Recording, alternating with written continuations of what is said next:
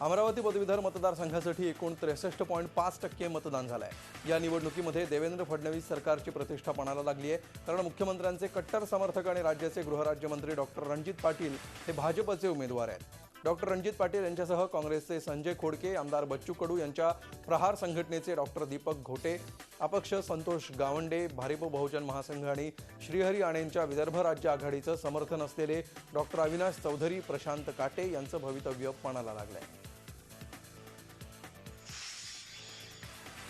पदवीधर मतदारसंघाच्या निवडणुकीसाठी आज नाशिकसह उत्तर महाराष्ट्रात मतदान झालं।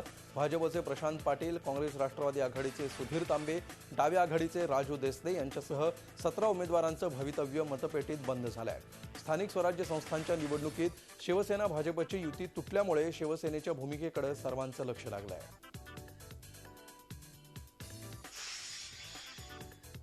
विधान परिषदेच्या नाशिक पदवीधर मतदारसंघाच्या एका जागेसाठी होणाऱ्या मतदान प्रक्रियेत जळगावमधील केंद्रांवर प्रचंड गोंधळ दिसून आला। मतदारांनी मतदानासाठी सर्व कागदपत्रांची पूर्तता केल्यावरही मतदार यादीत चुकीची नावं छापून आल्यामुळे अनेक मतदारांना मतदान करताना अडचणींचा सामना करावा लागला। कागदपत्रांची पूर्तता केल्यावरच मतदान करता येईल असं सांगितल्यावर अनेक मतदारांचा प्रचंड हिरमोड झाला। दरम्यान हेल्पलाईन क्रमांकावर तक्रार करण्याचं आवाहन जिल्हा प्रशासनानं केलं होतं। नाशिक पदवीधर मतदारसंघासाठी धुळे आणि नंदुरबार जिल्ह्यात शांततेत मतदान झालं। नंदुरबारमध्ये 65% तर धुळ्यात 61.39% मतदान झालं। डॉक्टर सुभाष भामरेंची प्रतिष्ठा इथं पणाला लागली आहे। विधान परिषदेच्या नागपूर विभाग शिक्षक मतदारसंघासाठीही आज मतदान पार पडलं। 124 केंद्रावर मतदान प्रक्रिया पार पडली। नागपूर विभाग शिक्षक मतदारसंघ निवडणुकीसाठी एकूण 16 उमेदवार रिंगणात आहेत। नागपूर विभाग शिक्षक मतदारसंघासाठी 6 जिल्ह्यांपैकी चंद्रपूर जिल्ह्यात 27 केंद्रावर मतदान झालं। चंद्रपुरात 89.38% मतदान झालं। या निवडणुकीत काँग्रेसनं समर्थित शिक्षक संघटनांऐवजी स्वतःचा उमेदवार उभा केला आहे।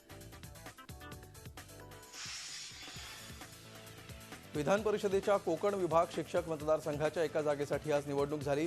रायगडमध्ये 88%, पालघरमध्ये 87% मतदान झालं। आतापर्यंत शिक्षक परिषदेचा पर्यायानं भाजपचा उमेदवार इथून निवडून येत होता।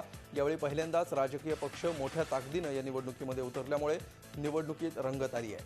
शिक्षक परिषदेचे वेणुनाथ कडू, शेकापचे बाळाराम पाटील, शिक्षक भारतीचे अशोक बेलसरे आणि परिषदेचे बंडखोर रामनाथ मोते यांचा प्रमुख उमेदवारांमध्ये समावेश आहे। मराठवाड्यामध्येही आज शिक्षक मतदारसंघासाठी मतदान झालं। परभणी जिल्ह्यात 90.27% मतदान झालं। हिंगोलीत 93.69% मतदान झालं आहे। शिवसेना आणि भाजप दोन्ही पक्ष या निवडणुकीत आमने सामने आले आहेत। भाजपकडून सतीश पत्की यांना उमेदवारी मिळाली आहे, तर शिवसेनेनं गोविंद काळे तसंच आघाडीकडून विक्रम काळेंचं भवितव्य मतपेटीत बंद झालं आहे।